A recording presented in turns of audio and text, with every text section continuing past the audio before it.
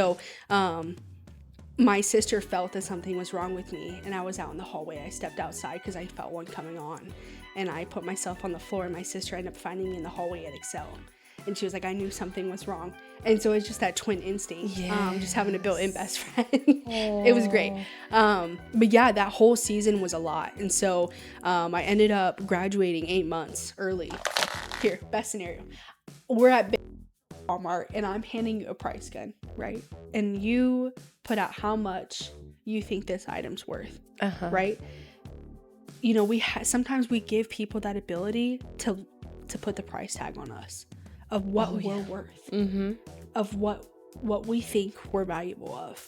And that is the scariest place to be, when we put our value in someone else's hands. Yeah. Like, absolutely not. No. You know, and we seek them. And I learned that the hardest way when my brother died, no matter how many times I try to talk to him, like, put down, just put him down. Yeah. And face the feelings of things. And it was too intense, it was too deep, that he couldn't, you know? And so that is, you know, and sometimes we can't save people from pain, and we're not supposed to. We're not supposed to be the savior in the story. We're not supposed to be the superhero. Las opiniones expresadas en este podcast son responsabilidad de cada uno de los participantes. The opinions expressed in this podcast are the responsibility of each participant. Why Not Podcast. Hi everyone, welcome back to another episode of Why Not Podcast. I want to give a thank you to everyone that has liked and subscribed to my channel. Thank you so much, and let me know if you guys have any topics that you guys would like for me to talk about, or if you guys want to come and be a part of this podcast, you guys are welcome to. Today with me, I have Maggie. Hi, Maggie. Hi. I am so honored to have you here. I'm very honored to be here as well. I know you've come a long way since last time I saw you. So tell me, share how it's been.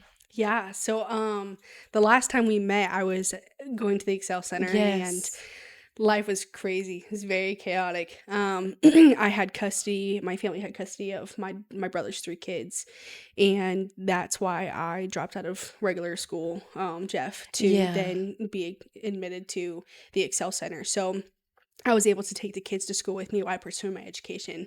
I worked 2 jobs on the side of that. So I worked at McDonald's, and I'm an identical twin. So me and my sister would split. She had 1 and I had 2, or whatever, however it worked. And I would go to a shift at McDonald's. I'd let the kids play at the play place while I worked. And you really? Yeah. And so we would just kind of transfer back and forth. Like, if I was working that shift, I'd have them. If she was working, she'd have them. And then I had a woman down the street. Her name was Charlotte. Charlotte poured in a lot to me. She gave me money for clothes. She fed me. Sometimes she let me stay at her house for weeks. She would let me wash my clothes at her house. Whenever my home environment felt too chaotic, I'd go and I'd just be with her. And she taught me so much. I have a learning disability, and I didn't quite notice that until I dropped out of Jeff for having a tumor in my brain, and I couldn't keep up. I was having a lot of seizures. And so, I remember that. So just with the health condition, and then with us recently getting the girls, it was just kind of worked out great for me to drop out of Jeff and go to the Excel Center. And so I worked for Charlotte, and then I worked for McDonald's, and then I was a full-time student at Excel, and then a full-time mom. And so it was kind of very a hard transition to be 16 and to be, my mom was really sick. She had osteoporosis, and so she fell and she broke her back. And so my mom got transferred to a nursing home. And so I had a 6-year-old and a 2-year-old, and then their mom got pregnant again. And so then we had a newborn baby. A baby, yeah. And so when the newborn baby was born, she was addicted to meth. And so it was not only dealing with a newborn, but a newborn who had an addiction and who had a lot of side effects from the addiction. And Yeah. so just being 16, trying to manage everything all at once was a lot. So I can only imagine when we met, there was a lot a going lot on. going on. Yeah. Yeah. And I had forgot about you getting those seizures. I Mhm. remember you having one at the school. I did. And that's the instinct of And having maybe a not twin. only one. No, I've had You've had a multiple. few. Yeah. Yeah. And so my sister felt that something was wrong with me, and I was out in the hallway. I stepped outside because I felt one coming on, and I put myself on the floor, and my sister ended up finding me in the hallway at Excel. And she was like, I knew something was wrong. And so it's just that twin instinct, just having a built-in best friend. It was great. But yeah, that whole season was a lot. And so I ended up graduating 8 months early from the Excel Center, and the hope that they instilled in me, I wanted more. I knew that I wanted more, and I most likely, the only thing that I could change about anything about life was the fact that I wanted higher education. Yeah. And so I kind of sat down with myself and I was like, I want to go to college. I don't know what it looks like. I don't know how I'm going to get there. I don't know how I'm going to pay for it. I don't know how I'm going to do any of this, but I'm going to sign up. Yeah. So I ended up signing up, and I got accepted into a school in Michigan. And so we ended up giving the girls up to back to the system. I just kind of sat down with my parents and I was like, hey, they really deserve everything this life has to give. Yeah. And sometimes we can do the best that we can do, and that's okay. And I'm really proud of my family for the way we pulled strings together and made it work. But in order for a child to excel, they need to be in a stable environment. Yeah. And there was so much going on all the time that we couldn't give them. And you were so young. I was 16. Yeah. And so and that's a big responsibility because you were really young to have. it was. Yeah.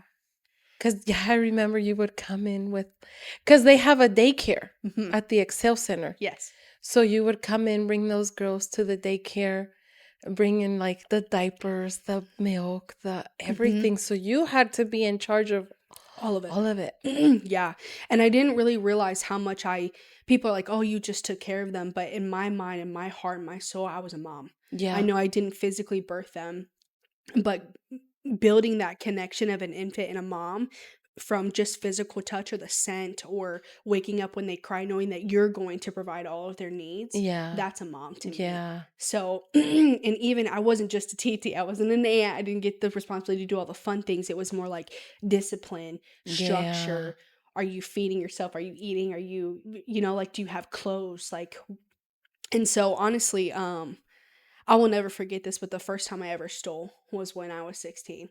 And, I was taking the kids to the Excel Center with me, right? So, I couldn't come dressed and them not be dressed like that. And so, I ended up going to Walmart with the kids, and I took all their old shoes off, and I replaced them with new shoes, and I walked out of the store. And that was the first time that I knew that things were really bad, because I've never stolen in my entire life before. Yeah. And so just the desperation of providing their needs. I worked 2 jobs, but I still didn't have a lot of money, and my family only had 1 car. So even before I got to school, I got all the girls dressed, me dressed. I put the 6-year-old on the bus for school, and I took my dad to Purdue to work, and then I went to school, and I started my entire day. And then after that, I would go to work. I would figure out how to pick up the girl, the 6-year-old from, she went to the Boys and Girls Club. And so she would do that after school. And so that helped me with the time after school. But it was pick her up. Yeah, but it was a full-time job. It was stressful. It was so stressful. It was so stressful. But honestly, looking back outside of it, when I hear these things, I'm like, that was me? No way. I didn't do that. But really, just you don't know the strength that you have and the resiliency that you have built inside of you until you have a situation that's like either it's your automatic nervous system. So you have your fight, your freeze, right? And so mine was the fight. I had to fight through that to get to where I wanted to be. And so I didn't know the preparation that was going to give me for where I'm at now. And, people speak so much about life experience, but your story matters. Yeah. Your story matters of how you are, the way your mind thinks, the way it thinks, your perception of people's responses. I mean, it all ties into the heart posture of you Yeah. and how you live each and every day and how you see the world and the lens that you do. And Yeah. so I've had to really reconstruct my lens of the world. I went from that environment, and then my freshman year in college, I moved in. I had no roommate. I was completely by myself. I had no car. I was in the middle of literally nowhere at a school that was very small. And the population of children or kids was a lot of high class white kids.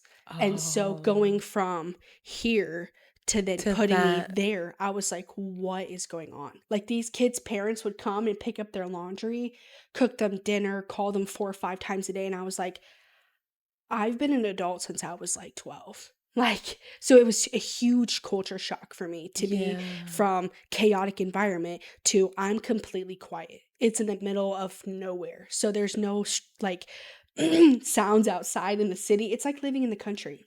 And you also didn't have that, like, who's gonna cook for you? Who's Yeah. gonna come get my hmm laundry? Who's Yeah. And so I didn't realize how chaotic my environment was until I got out of it.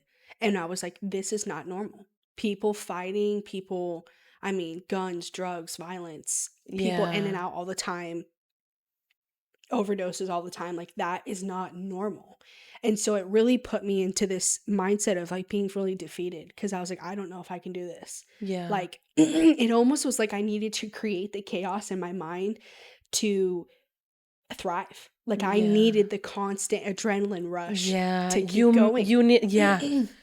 And so I started out as a nursing major, and the classes were so excelled. Like, it's a private school, so you had to have like a 3.5 GPA the entire time you're in school, and if you get lower than that, you're on probation. And so Oh. so grades had to be excellent, all the things. And so I went from being admitted into the nursing program, and it was like, I was like, I can't do this. I can't do this. I called my brother actually, and I was like, hey, I'm dropping out. Like, I need you to come get me. I'm packing up my stuff right now. Like, I'm done. I can't do this. And he looked at me and he said, Maggie, you're a hall, and we don't bullshit around. So stick your head down and get to it. And I looked at him. I was pissed. I was so upset. I was like, you've never told me what to do my entire life. My parents have never told me what to do my entire life. But now that I'm in college making You're gonna grown tell decisions, me. you're going to tell me what I can do. And, I'm really glad that he said those words to me, because it really made me think like I do have the impact within me. But it was so many battles hit with insecurity of, I can't do this. I don't know what I'm doing. I'm not smart enough. All of these things came raging in when it was Yeah. push come to shove. And so it was a lot of self-evaluation of looking at the perception of what I see of myself and what I can actually do. Yeah. And so it was a whole mindset of really fighting the internal battles. I mean, rewiring my brain to think that I'm safe. Like, I've been in such go mode, trauma mode for Yeah. For years, your whole my life. whole life. Yeah. And so then to be in an environment where it was settled, where it wasn't violent, people were somewhat nice, but I had this exterior like perception of them that, oh, your mom and daddy paid for everything, that's how you got here. And so that was my own view of that was wrong, Yeah. because they're people too, and their story matters too. And so it really helped me just point out the false beliefs that I had of myself, of the world, of my environment, of what family looks like, of what thriving looks like. It looks different for all kinds of people. And so so I ended up dropping out of the nursing program, and I was like, okay, I don't know what I want to do. And so it was like the next semester I was like, okay, maybe I'll go undecided, but then I was like, no, I love people. And then it brought back to the situation of how our social worker treated us and how the system treated people with foster families. And even if it is an adoption, or it's just they're coming into the home for a time, I just realized how broken the system is, and how much they want to help, but sometimes it can be really damaging. Yeah. And I was like, I would never want a person to feel the way I feel in that situation. Because you've been through, Yeah. I mean, a whole lot of. Right. Yeah, absolutely. And so I was like, okay. And I went from failing all of my nursing classes to like the top. Like I had 3.7 GPA once I switched to social work because it Wow. gave me the skills to put my experience into knowledge. Yeah. And I wasn't just street smart, I was book smart too. I have the evidence, I have the theories, I have the practices, I have the systems, the dynamics of human nature, of nature versus nurture. Yeah. And I did a lot of my population of study was most on drug addiction and children. Okay. And so I came from a family that I never could understand. Like, there were so many things that I was so questioned. I was like, why would they do that? Or what made them do that? You know? And as I'm learning all of these different things in school, it was a stepping stone of healing myself.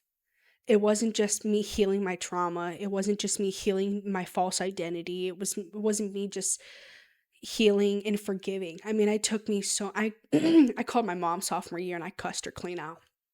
I was like, Mom, how could you ever? I said, what mom puts us in a situation like that? Yeah.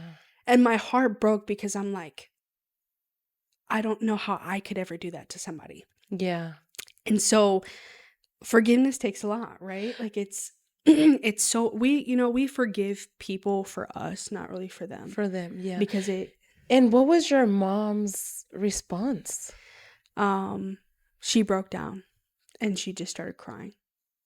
And I will never forget this conversation because it tore my heart because I was so angry.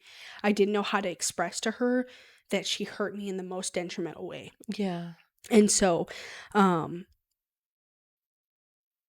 really, it was a stepping to our growth because that was the first time that I spoke up about how angry I was. When I lived in this environment, I taught myself to bundle my emotions, to not tell people what was going on inside the house. Yeah. I never shared or really showed.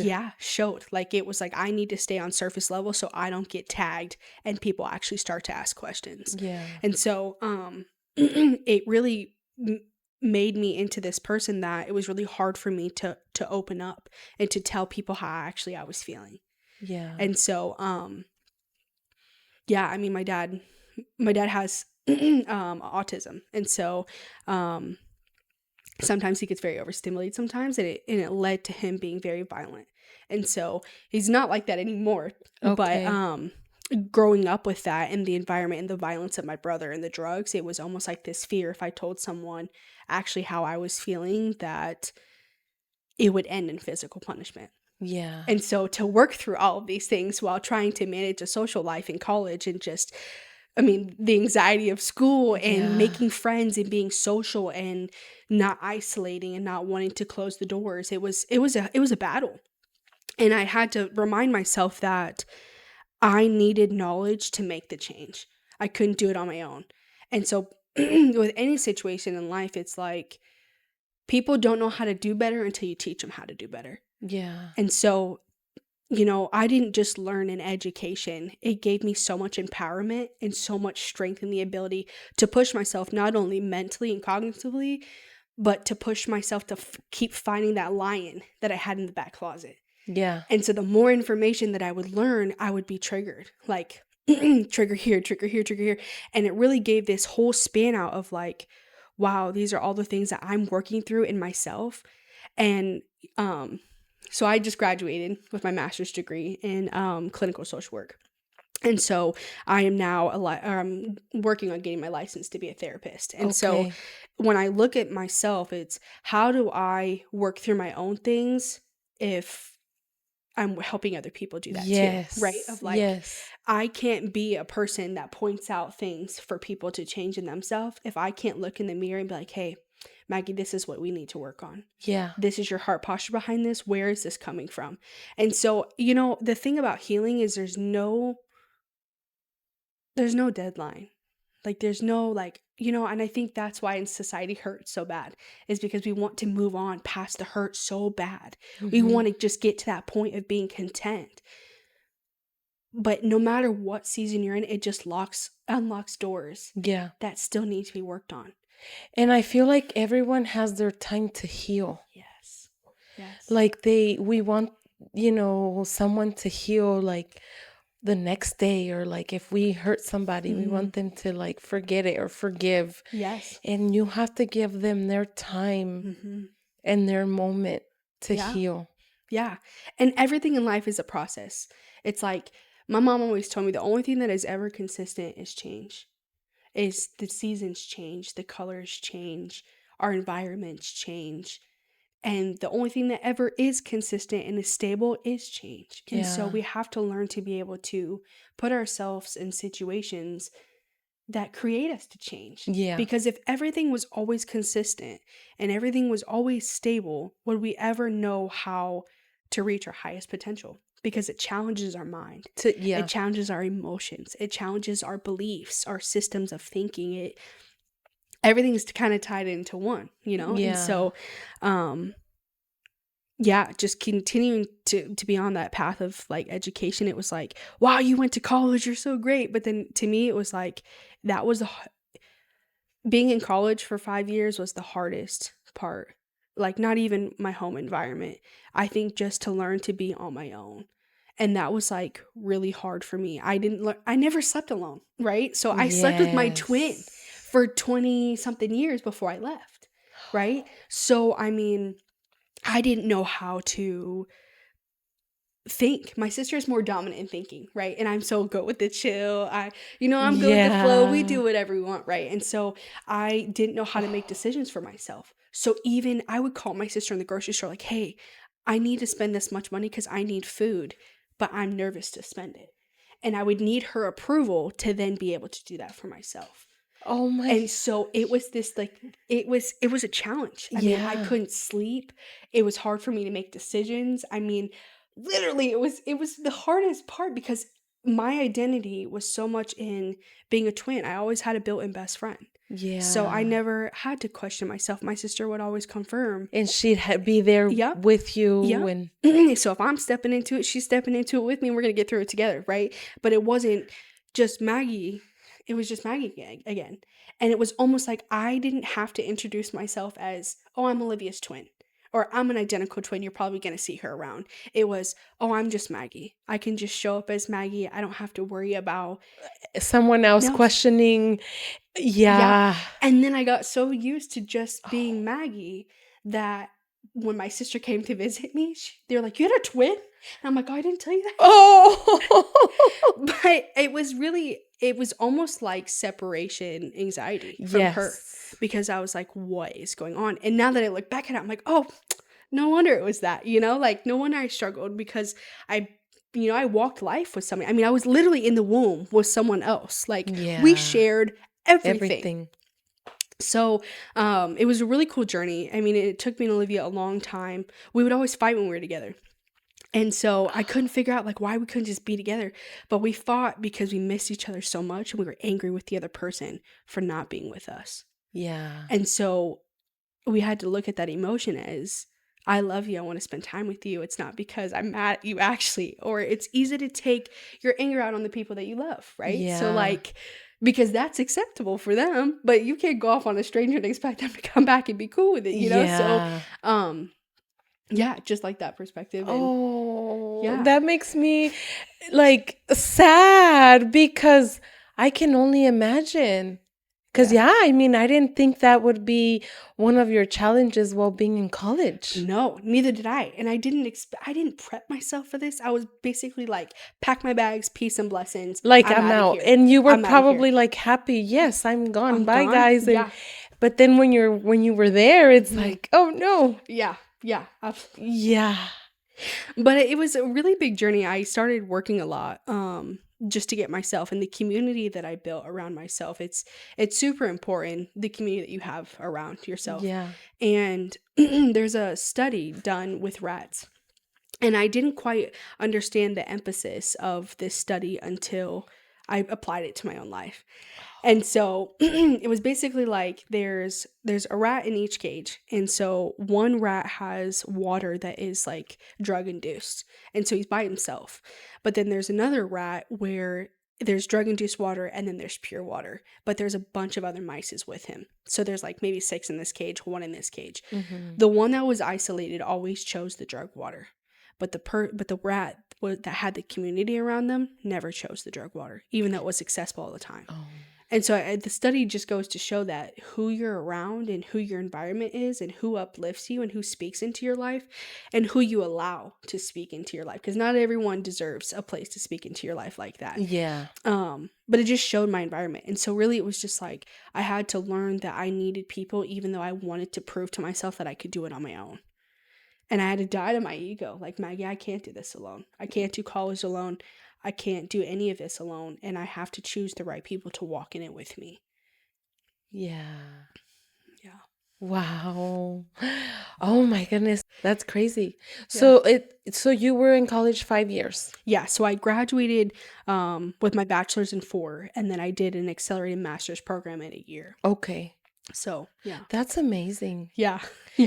And like, so how long would you say it took for you to like finally be stabled in college and like not think about you needing your sister so much or you feeling alone? Yeah. How long did it take you? I feel like sometimes I'm still working on that. You're still working on that? I'm still working on that. Because sophomore year, my mom got sick and almost died. So I came home for a little bit. And then my junior year, I went on a cross culture to Guatemala. Time of my life. Oh, yes. I loved it. Loved the people, all the things.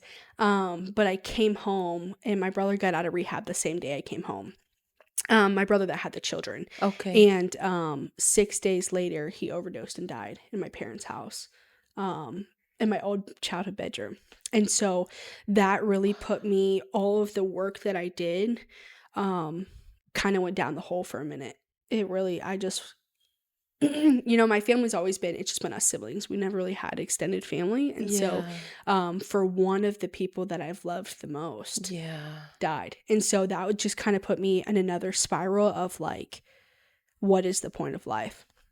And so after all this work. Yeah. And so, and I, grief is hard. Grief is very complex. Mm-hmm. And so I don't think if I knew the education of like the 5 stages of grief and how 1 minute you can be great and the next minute your world can be falling apart. And so, and being okay with that transition, right? Like, so it really took me a long time to process the grief. And so it completely changed my family. I mean, there's no more chaoticness. There's no more drugs. My family's completely sober since then. And so it's taken a long time for my family to get like this. But I think I took it as more like a wake-up call that he was suffering in something that I couldn't help him in, And it's like you can...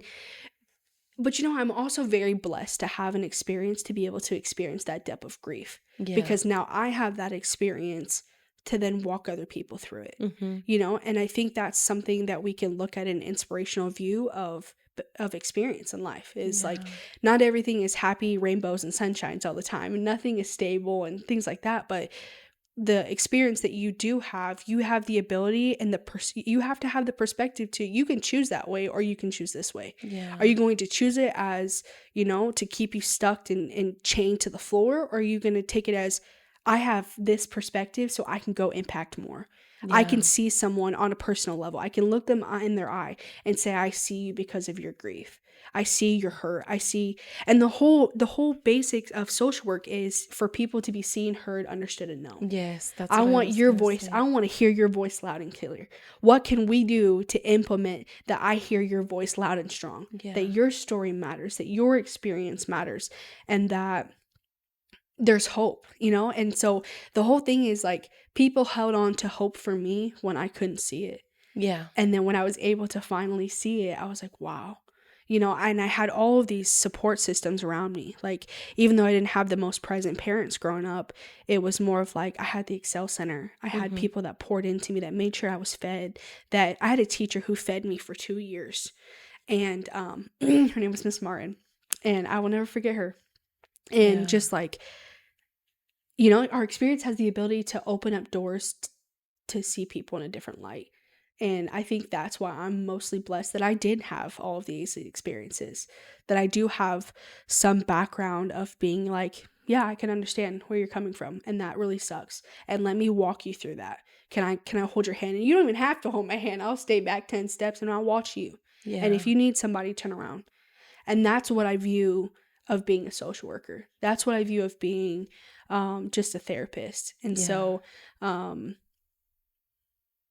going to be a person in somebody's corner that's 10 toes down, regardless of what decision they make, that they can call me and I'd be like, okay, hey, what do you need? How do you need me to show up? Yeah. Do you need me to listen? Do you need me to respond? Do you just need me to sit with you? Like what does that look like? You know? And Yeah. I think it's a whole different perspective of getting to love people. And I feel like your life experience also led you through being this therapist. Yeah. And I'm sure you're going to be amazing because you also have that understanding. Like, yeah, I understand you. Like, because I feel that not everybody understands, even though they say, oh, yeah, I understand you. But if you have not lived, Mm-hmm.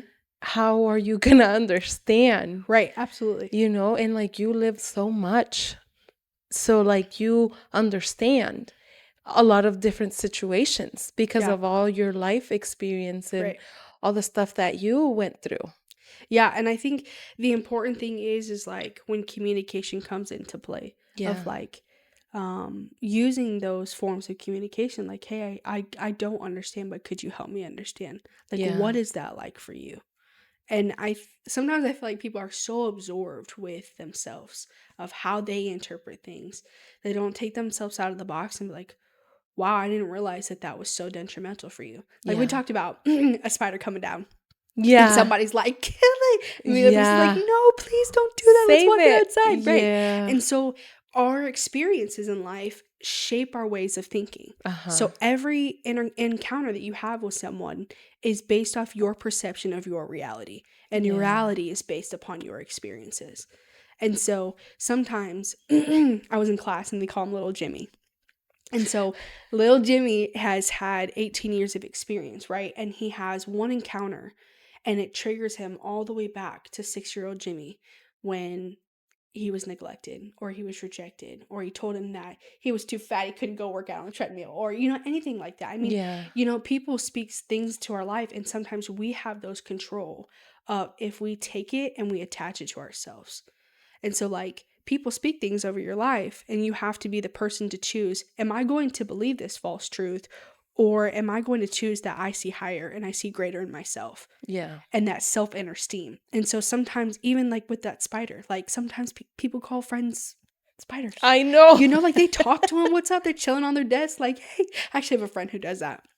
She's like, I was getting in the shower and she was like, please don't kill the spider in the corner. It's my pet.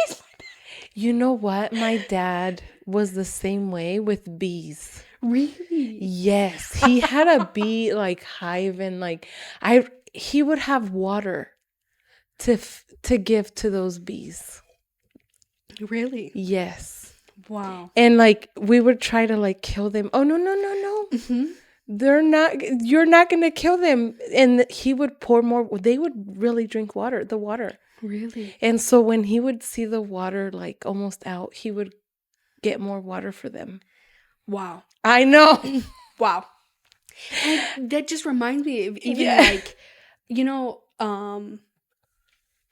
being a social worker, everyone deserves to be heard, seen, understood, and loved, right? And so like to us, that bee is like you can get die, yeah, you can have a heart attack, yeah, you know, something. like all of these things. And Yeah. then, but to one person that is value, they see value in the human life of a bee. Yeah. And if you look at the life of a bee, it's really intriguing. I mean, the way they have like, you know, a system of a queen and the hierarchy of it, and they produce, and the progress of them producing, like that is so intriguing, you know. And then for someone to be like, oh no, that's not a life, that's a bee, Kill it, right? And how many times do we see that in our society of people though? Yeah. Like how many times of any culture, any population of a person of like, nope, you're not really that deserving to be heard. Yeah. And it's like, It's wrong. I know. It's so wrong. And It that's is. what infuriates me. And that's what I want to change. And that's what I want to implement. And that's why I'm going to do whatever I need to do to see that change. And I love people on such a deep level that I want to see not only people thrive, but I want to see them flourish. Yeah. I want to see them be able to go through so much crap and still be on top. Like, yep, I made it. Yep, I walked through that and I'm strong. And I'm not ashamed of my story. I'm not ashamed of where I came from. I'm not ashamed of what I had to go through. Yeah. You know, because there's lessons in everything. And if either we can see it as a failure or a lesson and we can learn from it, or we're going to continue to keep going through crap that punches us in the face until we get it. Yeah. You are so amazing. You have an amazing heart too. Thank you. A big one. I do. A big heart. Sometimes it gets me in trouble. No. No, absolutely. Yeah. Yeah, that is so like that like you I don't know, you bring me like peace too. Like Yeah. And it's called mirroring, right? So like if I'm in a chaotic environment and I'm stepping to the level of chaoticness, that's not going to feel anything but gas the fire, right? So if Yeah. I come on and I'm like, there's a lot of different ways of communication. Verbal is just one of them. Your eyes can tell someone an entire story. Oh yeah. You can look into somebody's soul through their eyes, and you almost see people in a different light, right? But you have to take yourself out of that. You have to be really intentional. You have to be intentional about your tone of voice, like your body language. Mhm. Like there's so many different ways of communicating with people than just verbally. Eye contact, body language, tone of voice, Mhm. even just your mechanism is in your face, And so if you want to be someone who brings someone that can be really chaotic but brings them down, you have to be grounded in yourself to be able to step. It's like trying to dysregulate a dysregulated child. Yeah. If you step to their dysregulation, they're going to do nothing but rebel and reject and probably throw hands with you. Like, that's just what it is. And so you have to make it known that you're a safe space. And so there's so much intentionality of creating a relationship with somebody. Yeah. And it's honestly, it's a great thing. Everybody in life needs somebody in their corner. Yeah. And Or their safe place. their safe place. Yeah. Exactly. And our world is so full of chaoticness. There's so many things, so many interests, so many things to be done and do, that do we ever take the time to find that we're so like focused on getting to the objective, but when the objective isn't here. Yeah. Like the amount that breathing can actually do for you is phenomenal. Mhm. Like meditation, highly recommend, because Yeah. it's finding that control within yourself. It's finding that grounding that you don't of course we need people in certain situations, but if we are always looking for someone to take us off that ladder, we can't take ourselves off of it. What can we really do, Yeah. And the more you work through that, the more not only self-confidence does it, your self-esteem, your identity, your belief Yes. systems, it deconstructs everything that you believe. And I think sometimes we're so small-minded that like when I first heard all of this knowledge, I was like, oh my gosh, like I'm done, peace out. It Yeah. was so complex for my brain to understand. But then it was like, I'm going to continue to believe the things that I believe about myself and other people if I don't challenge these thoughts. Yeah. And that's the root of it, is when we have anxiety or we have self-doubt or we have, depression, anxiety, all these things of the spectrum, are we questioning the things that are coming in? Because is that us telling ourselves that, or is that other people telling us that? Mhm. And question it. Question where that doubt's coming from, and question yourself of like, where's my anxiety? Is it in my hands? Is it in my legs? Is it in my heart? I feel like my heart's beating. Yeah. Or like your mind, or your you mind. Yeah. Yeah. Like where, like specify it. Sorry, Mhm. specify it. Yeah. Specify Yes. it of like where it's coming from. And a lot of times we go in life just trying to cope with the next thing, that there's a lion, which is the root, that we never take the time to fully like observe ourselves, analyze ourselves, and dig it out, and stop running or stop trying to cope with it or stop trying to finally get it right, that we just look it in the face and say, you don't have control over me anymore. Yeah. That 6-year-old me is not who I am. Yeah. And I think that's why sometimes addiction is so strong. Yeah, because I feel like sometimes it's hard Mhm. to say that, like, Yeah. that's not me anymore. Like, Mhm. And we've invited it in. We mhm. find peace with all of the discomfort and all of the unbeliefs and all of the doubting and shame and guilt or whatever that looks like for you, it's all we've comforted in instead of being open and like, actually, let me question this. I've gotten too comfortable with this. Yeah. And and the only reason I can say that is because I've had to do that with myself. How many times I've sat on the floor like, man, I keep doing this over and over and over again. Or I keep having the same cycle of thinking. Like, I'm a huge overthinker. Yeah. Oh, me too. Like, really bad. Yeah. To the point where I'm like, I don't even know if I can have a conversation with somebody. But I love people so much, right? And so it's like, how can I be such, an anxiety person, but I love people and I want to help so bad. Yeah. And so I have this passion, I have this drive to get out there and do it. And, when I think of like, I never could have saw myself being a therapist ever.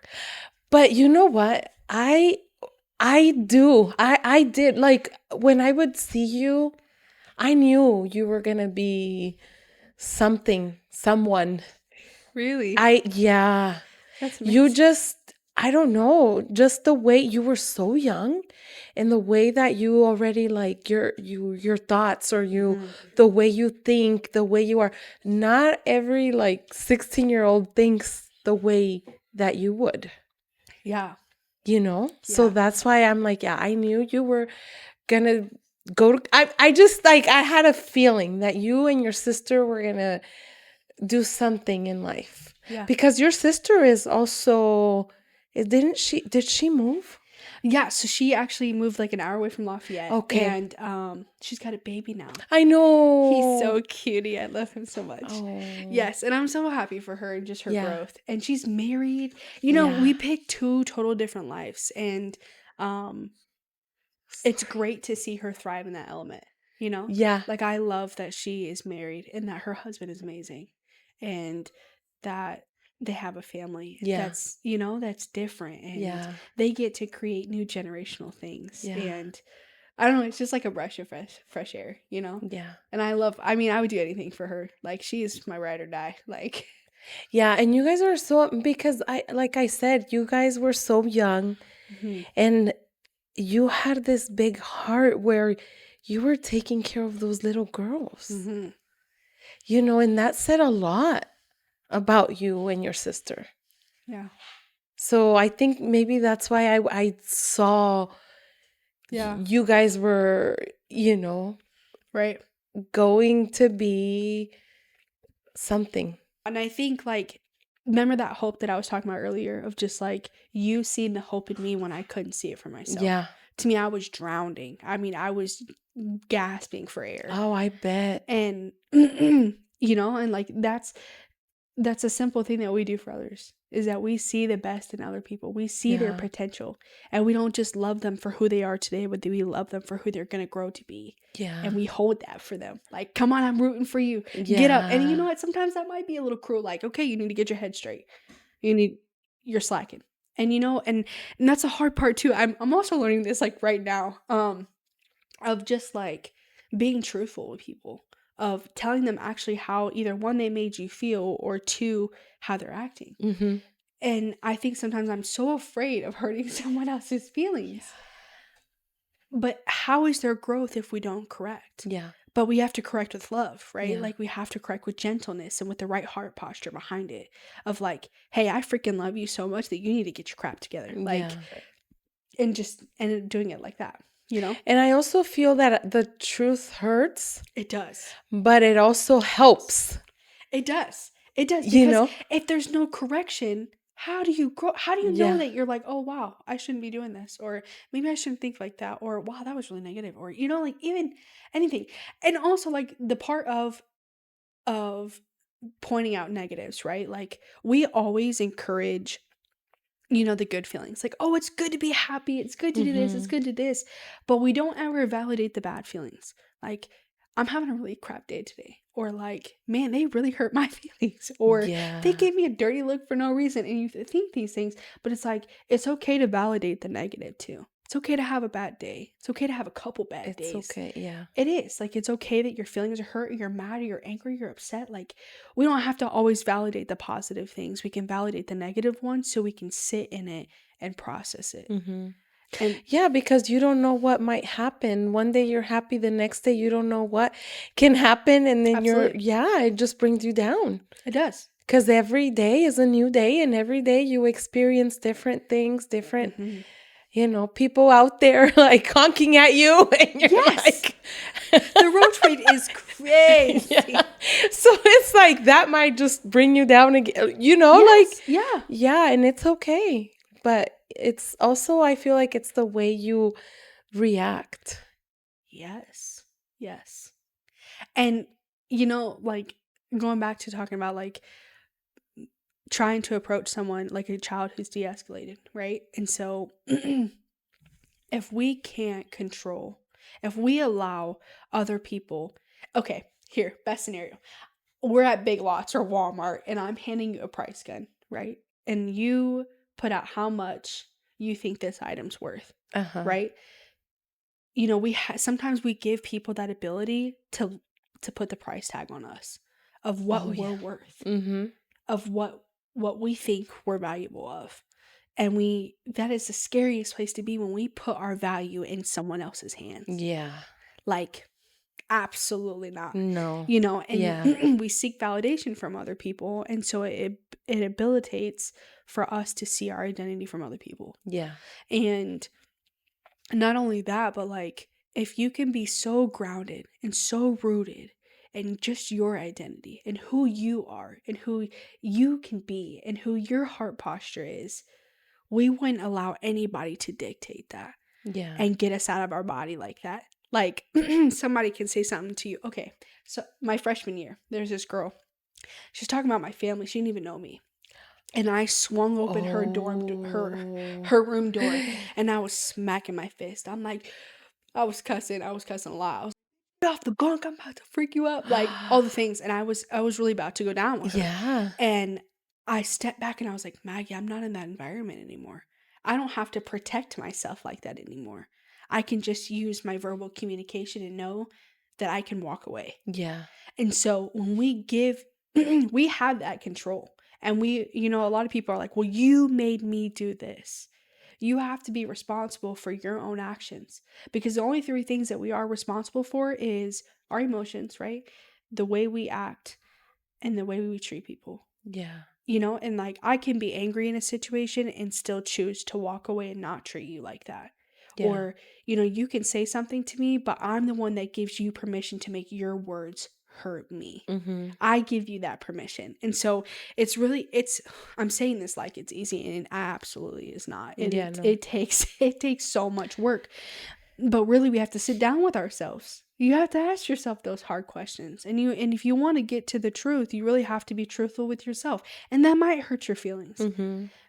But hurt feelings builds character. Yeah. It builds resiliency. The adaptability of being able to go through something really hard and bounce back. And it builds character. Yeah. It builds your story. It's what makes you who you are from the get, you know? Yeah. I also feel like the more the older we get, the different, like, we think differently too. Yes. Because sometimes, like, I go back and I'm like, oh my gosh, why was I such a, I would fight. And why would I fight? It's not worth it. Like, why would I do that? Yeah. And like, sometimes I tell my daughter that, because she's like, oh, this girl was talking about me. And right. I'm like, stop. Yeah. It's okay. Right, absolutely. Like, let her say whatever she said. Ignore her. Right. And she'd be like, Mom, but you told me that when you were in school. And I'm like, yeah, and that's why don't be me. But I can't make her think like I think now, because she's a little girl. Yes. And like, I remember, I used to think just like her. Mm-hmm. And now I'm like, oh my gosh, why? It's just the older I get, I just see things different now. Mm-hmm. It's knowledge. Yeah. Your knowledge, your interpretation, your experience. Yeah. And I think like sometimes I still question myself on like how to go about this, but like how do you save someone from the things that they're experiencing that you know how it ends, right? Yeah. Yes. And it's like, okay, best scenario is you can't lead a horse to a water, or sorry, you can lead a horse to a water, but you can't make them drink, right? Yeah. So like they have to be the ones that implement change. And so you can do so much for somebody, but until they're wanting to choose that route, and you have to let them. Yeah. You have to let them. And I learned that the hardest way when my brother died. No matter how many times I try to talk to him, like, put the drugs down. Just put them down. Yeah. And face the feelings of things. And it was too intense. It was too deep that he couldn't. Yeah. And so that is, and sometimes we can't save people from pain. And we're not supposed to. We're not supposed to be the savior in the story. We're not supposed to be the superhero. We're not supposed to take them out of it. We're just supposed to walk through it with them. Yeah. And no matter how bad that hurts for them to experience something like that, Mm-hmm. sometimes they have to experience it. And we have to let them. Yeah. We have to choose to let them. And we have to live with that too. We do. Because if we don't want that for them, but it's like, what can you do? So Right. you also have to like know that it's something that's not in your hand. Like we can only do so much. Yeah, absolutely. And we have to not project our anger on them for making that decision. Yeah. We can't put our feelings on, like we said, back to the taking accountability for how we feel. Mm-hmm. We can't put our feelings on someone else and expect them to deal with it. Yeah. It's our responsibility, Yeah. And that's a hard pill to swallow. I know. It's such a hard pill to swallow. But like even with your daughter, like, I would start with asking like, well, how did that make you feel? Yeah. And it's like the simple therapist one. Well, how did that make you feel? But really, how did it make you feel? What did it pull out of you? Did it pull this trigger out of you? Did it pull this anger out of you? Did it pull like this deep sadness? And where is that root? And you'll get on a rabbit trail to find the root of it.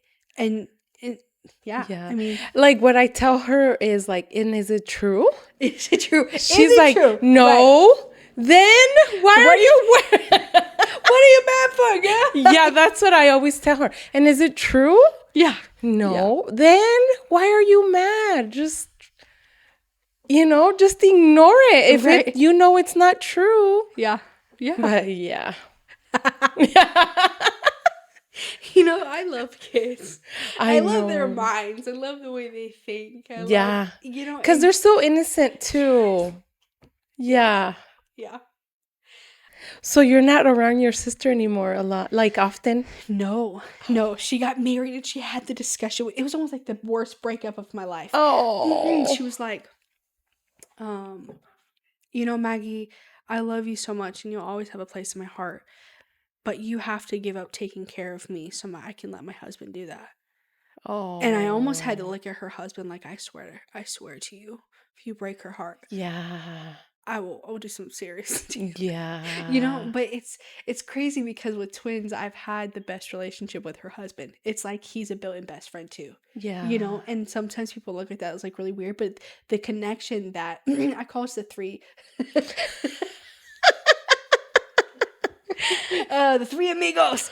So, but yeah, he's great. He's amazing, and he treats her really well. And I love that I get to witness that. Yeah, and it's almost like an inspiration to me of like when I find love one day, that's the kind of love that I want. That you want for you. Yeah.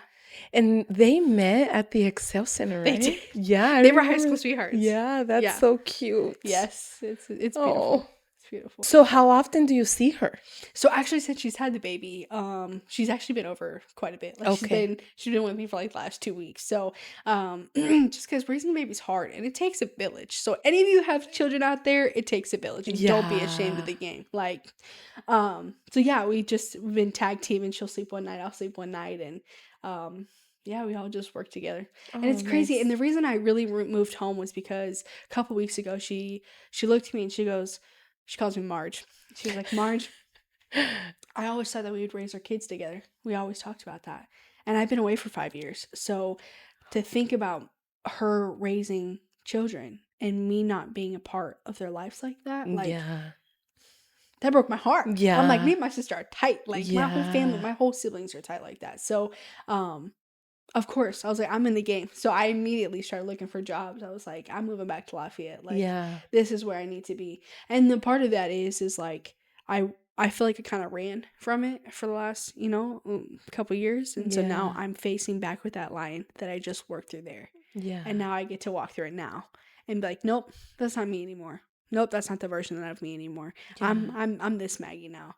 And so to be able to show up presently for my family like that as this new person of Maggie Mm-hmm. is a great feeling. And it really makes me acknowledge of how much I've worked through in my mind and my emotions and my heart. Yeah. Yeah. Wow. And I just get to love on my sister. Yeah. And I just get to be with my family. Like, I've been starting to hit the gym with my dad. Oh, nice. It's been great. It's been amazing. Yeah. Oh, that's nice. And I feel like I'm learning a whole new version of them too. Yeah. Yeah. Like it's all change. It is. It is. It's a whole thing of change. Yeah. But it's a good change. It's a great change. I would pick this change over any other change any day. Yeah. Yeah. After like Absolutely. so many Yeah. obstacles and everything, and now Now you feel like everything's Yes. finally settled and great. Absolutely. Yeah. Everybody's a lot better. I'm glad. Yeah, me too. I'm so glad. We should bring Olivia one day.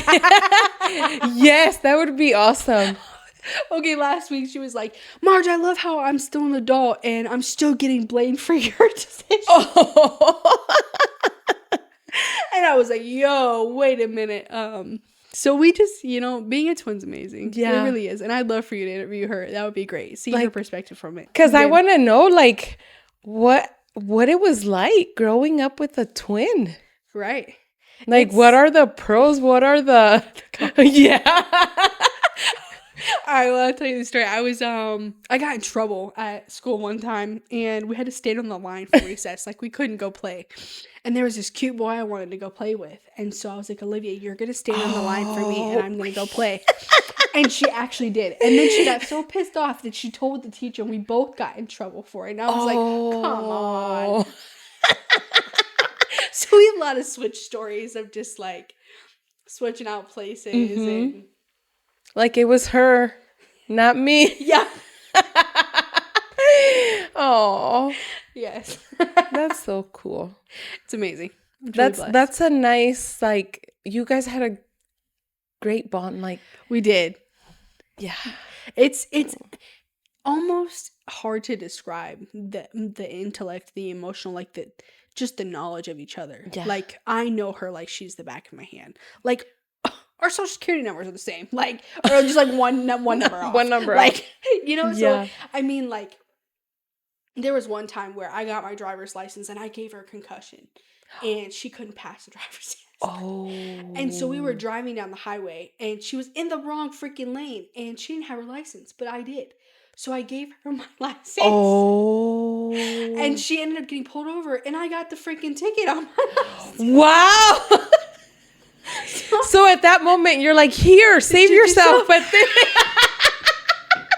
Right. So I mean, but then you didn't realize, like, oh, that's going to be on my record. Wow. So I mean, like, we're just real tight. Like, anything. If I said jump, she would say hi. Yeah. Like, we just. And do you guys still feel like those connections of, like, if she's far away, but you feel Yes. something's happening, you Yep. still feel I'll that? call her, even in Michigan. I'm like, okay, so this is what I do. I'm like, okay, I'm feeling real off today, but everything's fine in my life. So I'm wondering what the heck's going on. And so then I'm like, oh no, I wonder if Olivia's okay. And then I'll call Olivia and she'll just, either one. We just like have an intentional thing of like, okay, this is not me. This is Olivia. Like you she's feel dealing with it. something. Yes, it's almost like a soul tie. Honestly, like with me and her, it's almost like, I feel when she's not okay. She feels when I'm not okay. And it's kind of hard to navigate because, like, when I started dating when I was a kid, she got so pissed. She was like, he took you from me, all the things, And so it was just really, like, trying to navigate a relationship but having such an emotional connection and a physical connection with your sister, you Yeah. know, like, I'll walk with my friends down the sidewalk and we'll bump shoulders and that will bug them so bad. They're like, oh, Maggie, why you keep bumping into me? I'm like, sorry, I didn't even notice I was bumping into you because me and my sister touch each other like all the time. Yeah. So like physical touch is a huge love language. Yeah. And so, yeah, it's really cool. It's really intriguing. Yeah. I love It it a lot. sounds cool. It's amazing. Oh, that's so nice. Yeah, it's amazing. It's something nice that not everybody can experience. Yes. And Yeah. that's awesome. It is. That's so nice. Well, thank you so much, Maggie. Thank you for sharing your life experiences and this how much you've grown and all the stuff you've been through, but that did not stop you. You kept going and pushing yourself to be a better person too. And I'm sure you're gonna be a great therapist. Thank you. I know you will. Cause then I'm gonna go to you. I'm gonna need some therapy. Come on down. Yeah. We'll get back free session. Yes. I know Yes. you're gonna be great. Thank you. It was an honor to share, honestly. And it kind of walked me through my own things as well. It was, the impact of sharing has so much to do internally, but to other people too. Yeah. So thank you for the time and the space and the room to hear me And I'm out. sure like it impacts someone, like I can do it, or if you don't believe in yourself, and Yeah. it helps. It does. And it takes that vulnerability, Yeah. of like, doesn't matter who you think I am. I'm just on the same level as you are, Yeah. Yeah. And remember, your story matters too. Always. Thank you so much. Yes. Thank you for sharing, and thank you guys for watching this video, and don't forget to like and subscribe, comment, and thank you, Maggie, and this was another episode of Why Not Podcast. Thank you.